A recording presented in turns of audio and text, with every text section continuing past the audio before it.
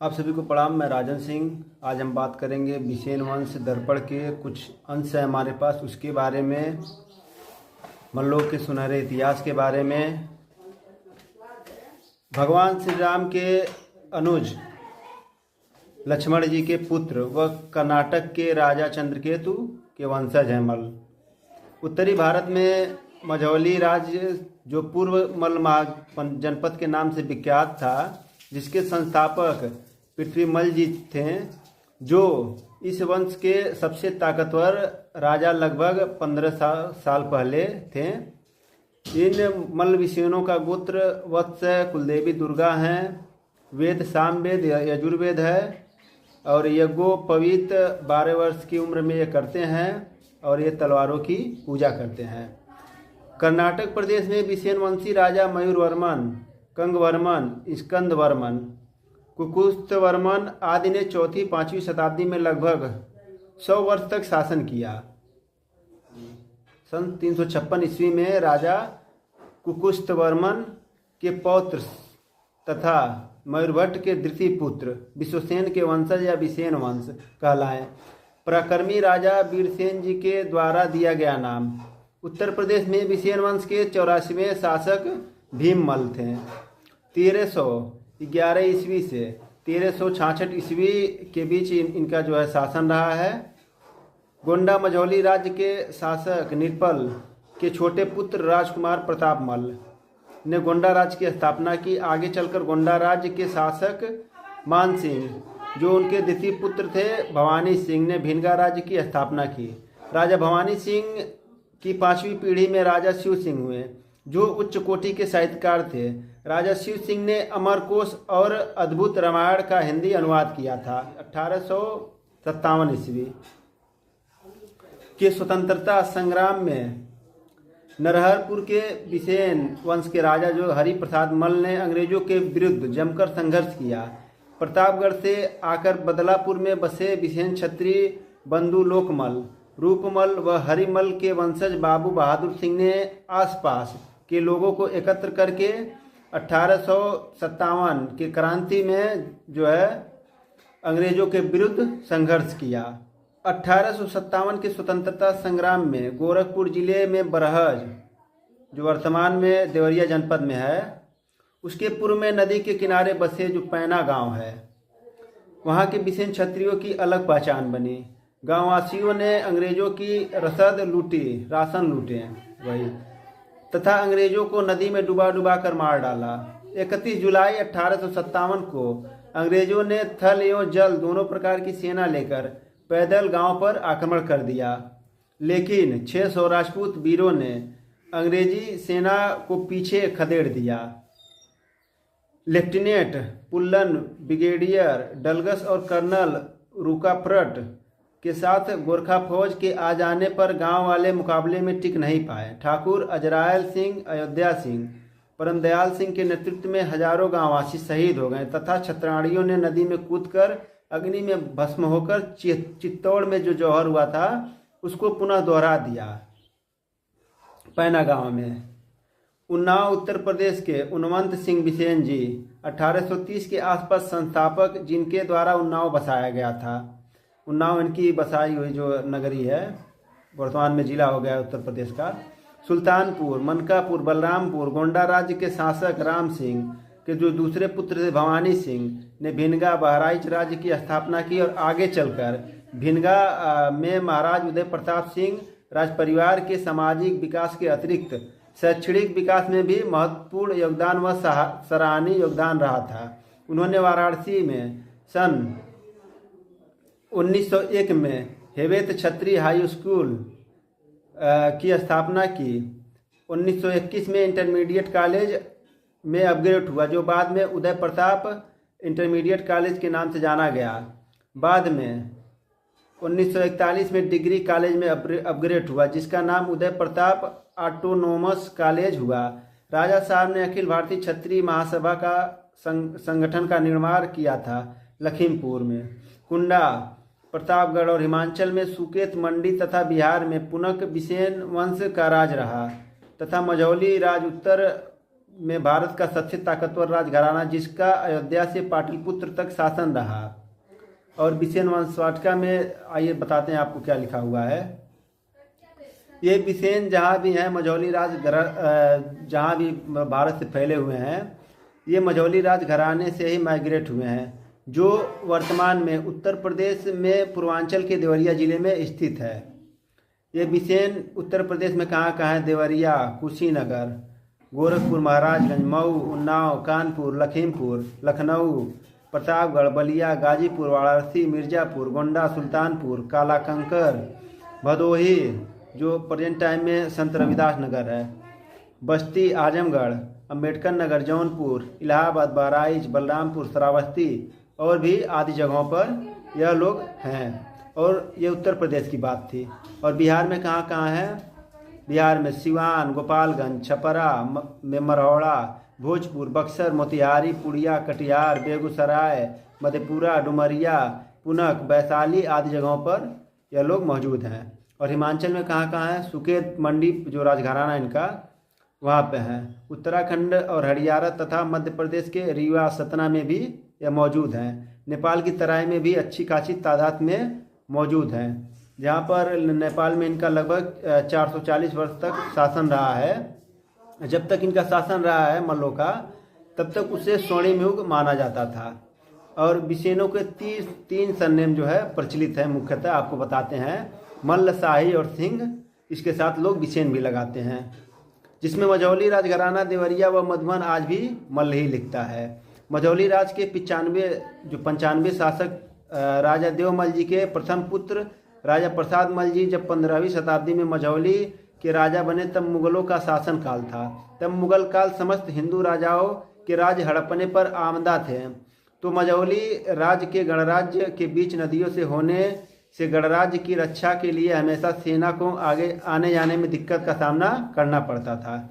अपने राज्य के सभी क्षेत्रों की रक्षा हेतु राजा प्रसाद मल जी ने अपने दोनों छोटे भाइयों को बुलाया और कहा कि मझौली राज्य के सभी क्षेत्रों के बीच से नदियों के होने से उन क्षेत्रों की सुरक्षा करने में दिक्कत हो रही है। इसका मुझे एक उपाय सूझा है कि मझौली राज्य के क्षेत्र का वह हिस्सा जो नदी मझौली राज्य के 2 हिस्सों में बांट रही है, जिसमें मझौली राज्य का उत्तर तरफ हो जा रहा है और एक और मझौली राज्य का दक्षिण तरफ हो जा रहा है।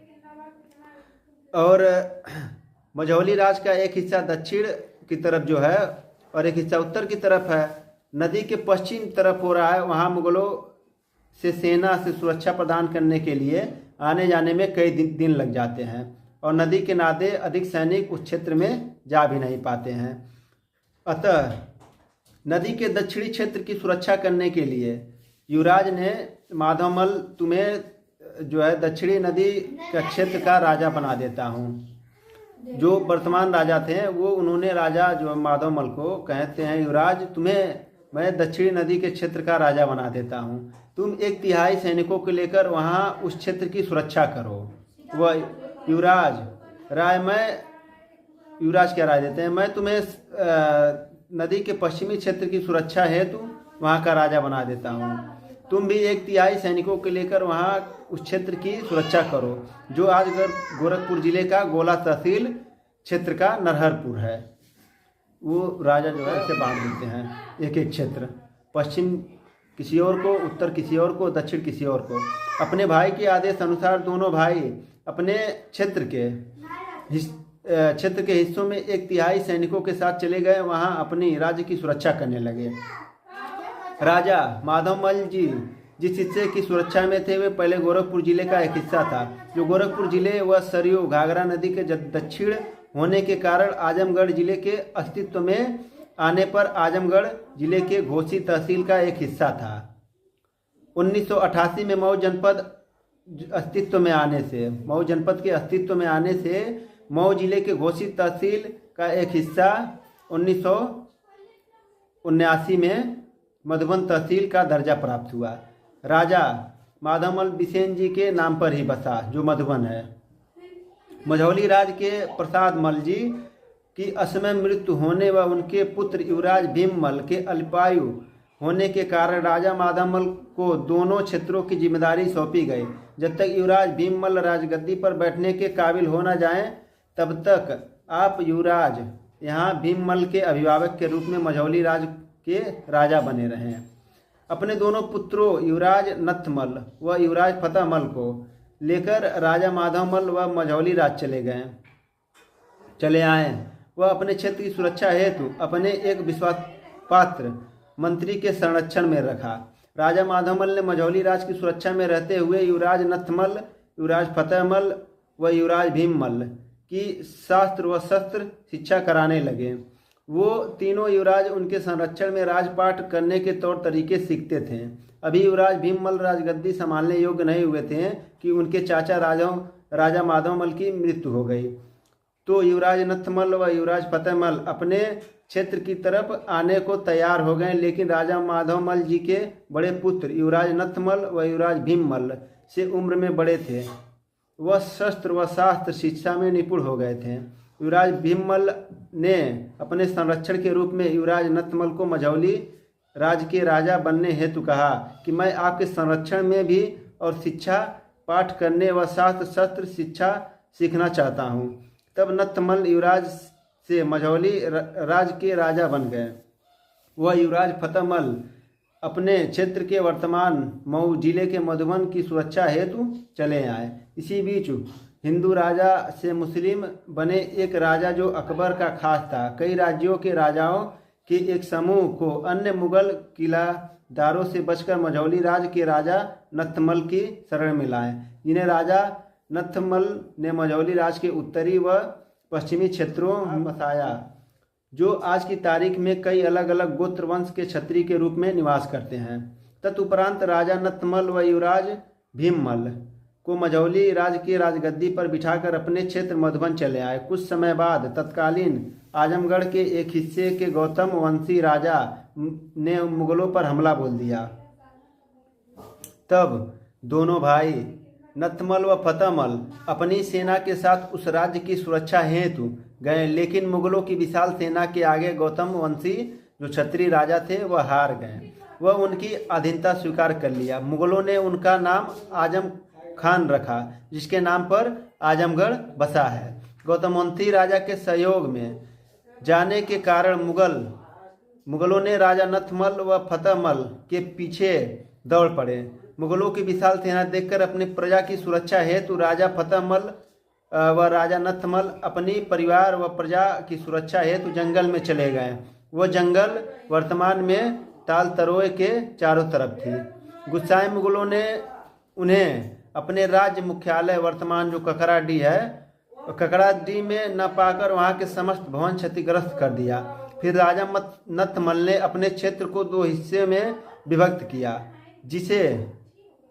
जिस पर दोनों भाई दो दिशाओं से अपने क्षेत्र की सुरक्षा करने लगे। राजा नथमल के नाम पर आज नथपुर बसा है और राजा फतेहमल के नाम पर फतेहपुर मंडाव गांव बसा है। कुछ समय बाद औरंगजेब का शासनकाल आया। तब मझौली राज के तत्कालीन राजा बोधमल को दिल्ली बुलाकर अदागाई अकबर ने करमुक्त किया था और अदागाई के लिए कहा। वह जबरदस्ती उनको मुसलमान बनाकर उनका नाम सलेम रखा।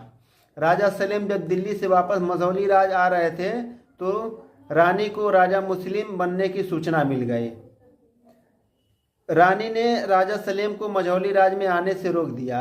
इस पर दोनों में युद्ध हुआ। युद्ध को रोकने के लिए कुछ अन्य क्षेत्र के राजाओं ने दोनों के बीच सुलह कराने का प्रयास किया, लेकिन रानी मानने को तैयार नहीं थी। तो मझौली राज के दो हिस्से हुए। एक ने वर्तमान हिस्सा जो सलेमपुर है, जो राजा सलेम को मिला। दूसरा हिस्सा रानी को मिला, जो वर्तमान में भाटपर रानी के रूप में जाना जाने लगा। राजा सलेम ने अपनी मृत्यु के बाद हिंदू रीति रिवाज के अनुसार अंतिम संस्कार करने की इच्छा जाहिर किया। तो उनकी मृत्यु के बाद उनका अंतिम संस्कार व अन्य रीति रिवाज हिंदू रीति रिवाज से होने लगा। उनके ब्रह्मभोज का निमंत्रण समस्त राजाओं को दिया गया, जिसमें मधुबन के कुछ मल्ल भाग लेने गए व अधिकांश की संख्या में मधुबन के मल्ल नहीं गए। जो मधुबन के मल्ल राजा सलेम के ब्रह्मभोज में गए, उनको मधुबन के मल्ल के साथ लेने से इनकार कर दिया। तब वो मुसलमान धर्म अपनाना स्वीकार किया और आज वो पठान कहलाए, जो फतेहपुर मंडाव के क्षेत्र में रहते हैं। मधुबन के कुछ बड़े बुजुर्ग बताते हैं कि कालांकर के राजा मधुबन से ही जो है वहीं से थे। पिछले 5 दशकों पूर्व जो अपने शादी विवाह अन्य शुभ अवसर पर मधुबन के ककराडीह के भवनाशेष की मिट्टी ले जाकर अपने आंगन में रखकर शादी विवाह का कार्यक्रम करते हैं। प्रतापगढ़ की बात हो रही है। उनके यहाँ कुछ भी अगर कार्यक्रम पड़ता है राजा भैया के यहाँ, तो वो मधुबन से ही मिट्टी ले जाकर जो है और अपने यहाँ शादी विवाह अन्य शुभ जो है कार्यक्रम वह संभव करवाते हैं। आज की तारीख में राजा माधवमल जी के वंशज मधुबन क्षेत्र के अलावा गोरखपुर, आजमगढ़ व बस्ती मंडल के अधिकांश क्षेत्र सहित भारत के अन्य स्थानों पर निवास करते हैं। मझौली राज्य के शासक नृप मल्ल के छोटे पुत्र राजकुमार प्रताप मल ने गोंडा राज्य की स्थापना की।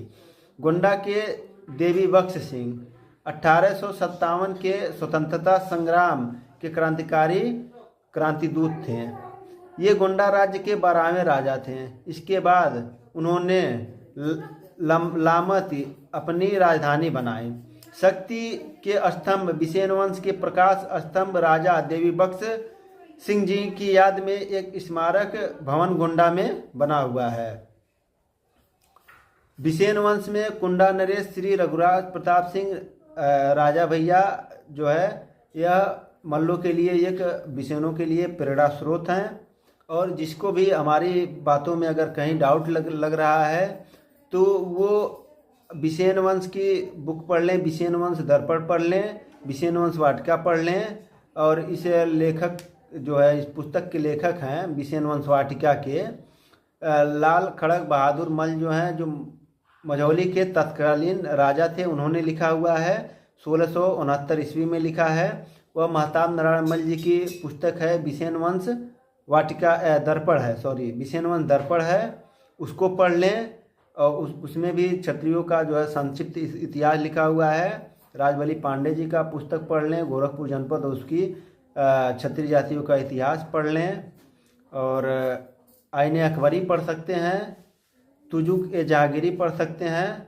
इस सब में मधुबन के क्षत्रियों का संक्षिप्त इतिहास लिखा हुआ है। धन्यवाद। अगर चैनल पर नए हैं तो चैनल को सब्सक्राइब कर दीजिएगा, वीडियो को लाइक कर दीजिएगा और कमेंट करके अपनी राय जरूर दीजिएगा। जय माँ भवानी।